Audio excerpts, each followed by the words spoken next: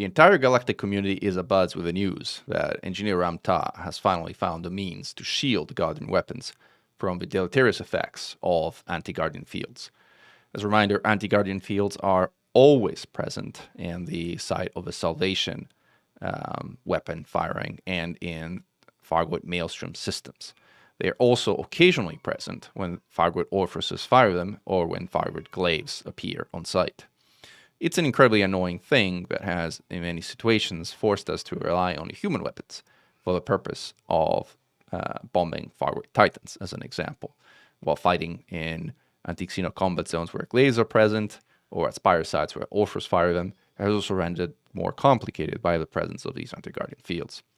Now, with the new development, what's, again, not to like? This is going to fundamentally change how we fight Fargoid Titans, for example.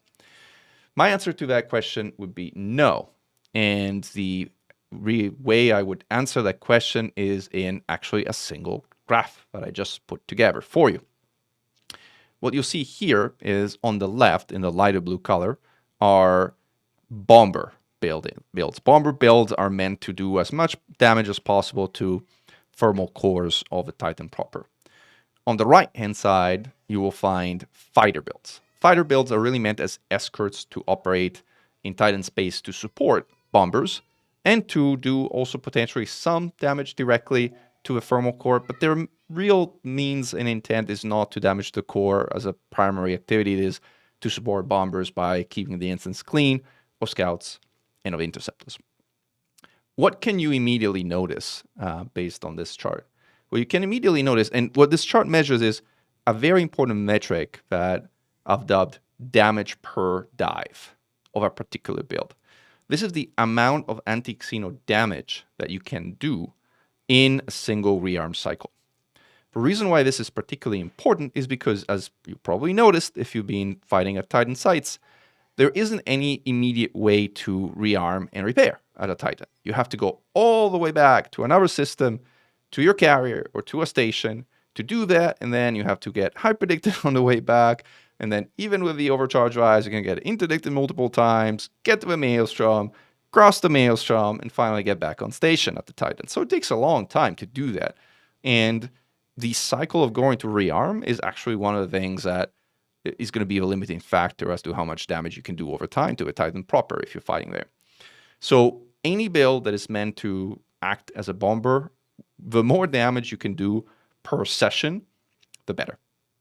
And one thing, again, that you'll immediately notice looking at the left side of this chart is that the new Guardian weapons, be they plasma chargers, shard cannons, and we don't even talk about Gauss in this setting because it's in a completely different category altogether, are short of the existing Cirrus anti-Xeno missile racks, which are the weapon of choice of the existing Titan Killer 2.0B build, which many commanders will be familiar with. Now, note, they're not that much short, so you could argue that they are usable overall.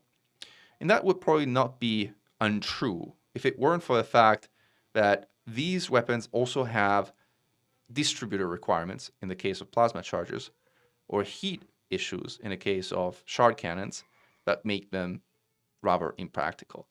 The crate's power distributor cannot sustain, but not even close, 3 large and 1 medium plasma chargers. And whereas it can sustain the shard cannons do need some pretty established form of cooling if you're going to be firing on a sustained basis, which then requires you to run a beam to do that, and we'll get to that in a moment. But all in all, if you are to sort of use these as a bomber, the shard version of the crate is a much better candidate for that reason than the plasma version of the same ship, even though on paper, plasma chargers do more damage than shards. Because they are distro limited, in practice, they won't. So, again, at the very best, as far as bombing the core, plasma chargers and shard cannons are side grades, if not just outright downgrades. as compared to the serious missile racks, which existing Titan killer builds sport.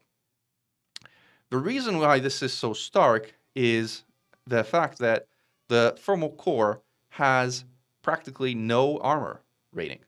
The armor rating that we managed to test is actually lower than 17, which is the lowest AX weapon we managed to try. So we have no idea if it's 16 or 0, but it doesn't matter because anything below that means full damage for any AX weapon that you're using. As a result, what matters is raw AX damage.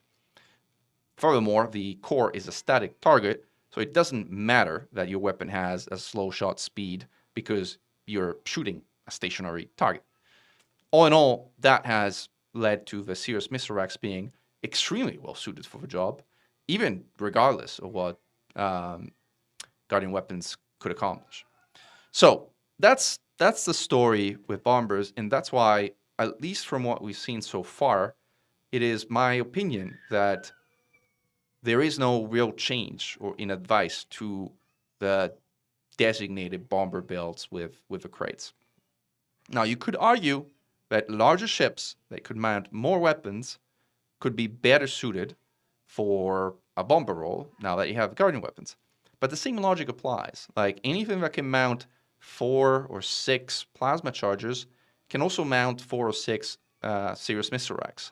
And the same damage considerations apply. So even with larger ships, as a dedicated bomber, there really isn't an argument to be made as to why Guardian weapons would somehow improve the game or make anything better at all. I don't think they do. Now, the story somewhat changes when it comes to escort builds and fighters.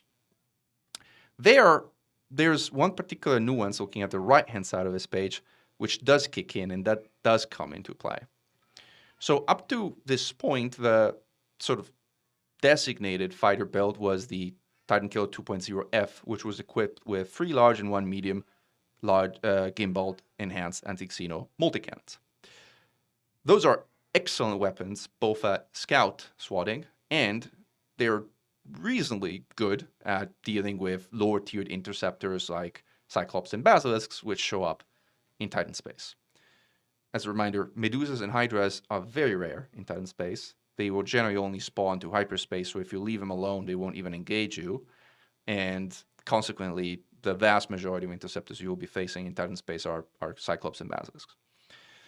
These weapons, however, suffer from very low armor piercing rating, which means they are pretty good at damaging the thermal core. As you see from the red bar on the right-hand side of this chart, the damage they can do to the thermal core almost rivals. It's can get pretty close to the damage per dive that the bomber variant of these ships can do. However, where they struggle is against interceptors that have higher armor ratings. In the case of a Cyclops, which is shown in this dark blue chart, their damage is very significantly reduced to only a small portion of their total nominal damage. That's where a shard version of the fighter ship, which uses 3 large shard cannons with anti-Gaudian field modification, I believe could have a role.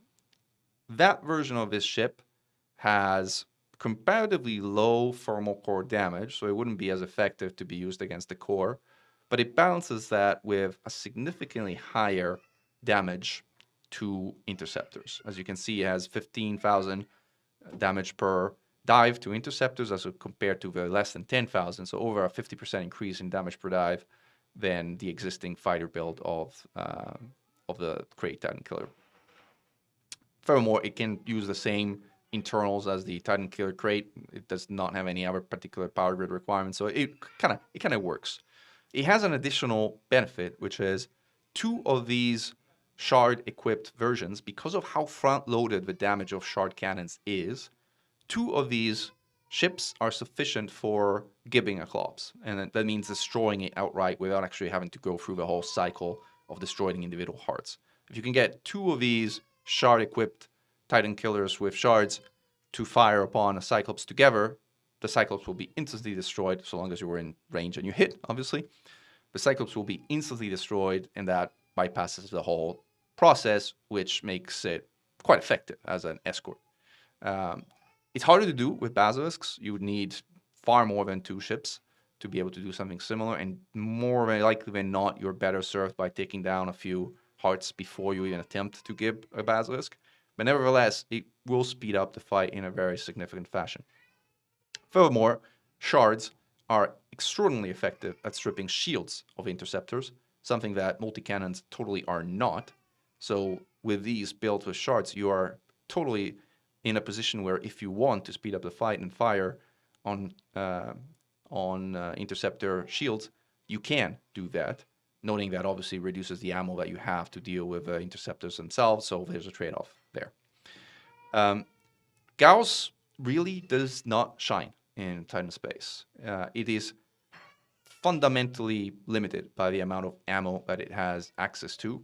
And even though it remains the most effective weapon against higher tier interceptors, at least in my personal opinion, considering the fact that modified Guardian weapons cannot be re-engineered for the anti-Guardian field because they are already engineered. Like, that's an important caveat we didn't mention.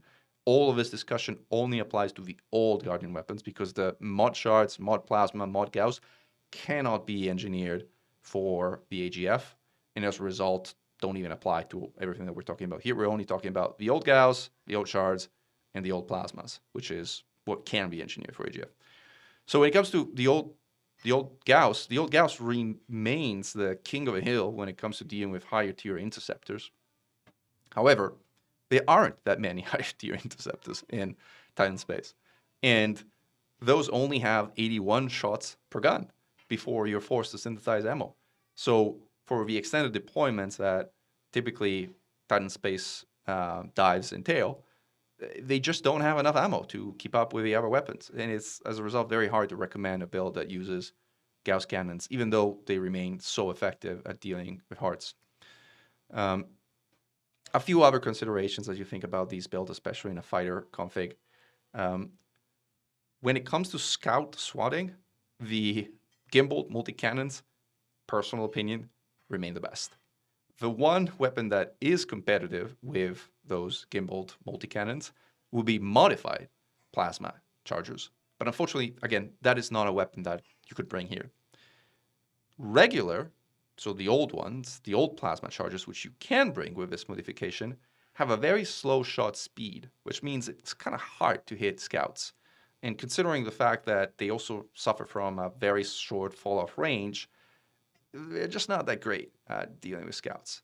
If you can hit with them consistently scouts, and you can keep scouts at relatively close range, then they do work, but they just don't work as well as the gimbal multi-cannons, which instead just more or less automatically SWAT scouts, no matter where they are on the screen. You just need to click a fire button and poof, they start exploding around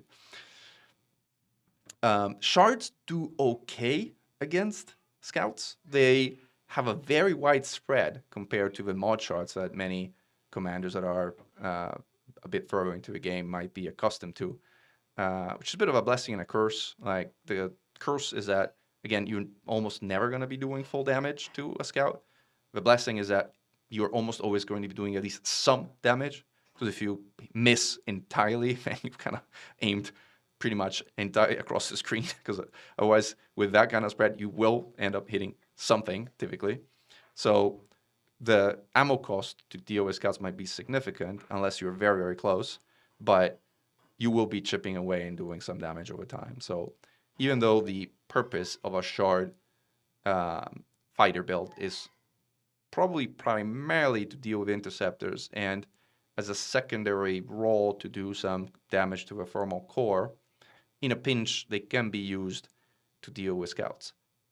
I just tested this, and my personal view is if you're going to use it for that purpose, you got to get really in the face of those scouts to hit them, to not waste ginormous amounts of ammo. But if you do get really in the face of them, then shards do really significant damage to scouts as well. By the way, another tip, if you're going to be trying out these builds and trying out these setups, for regular plasmas and for regular shards, switch to trailing sights. It is much easier to switch from leading, which is the default, to trailing sights in the right panel on your ship while using these weapons, and it will show you where weapons land.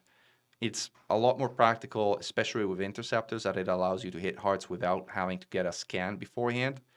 And it's something that if you're going to use shards and plasma on a consistent basis, is something that I would highly recommend that you get accustomed to. So, too early to put out like a dedicated new build. The one I'm personally toying with is this fighter version of a shard crate in an escort role. Probably won't change the bomber builds because they're just so effective, and each of the things that I've tried today are actually a step backwards. But again, would love your thoughts, would love your opinions. Let me know in the comments below or reach out to us on Discord. And let's see over the next few days whether our thinking evolves with regards to the usefulness of guardian weapons in TitanSpace. With that, Commander Mechan, over and out, and glory to mankind.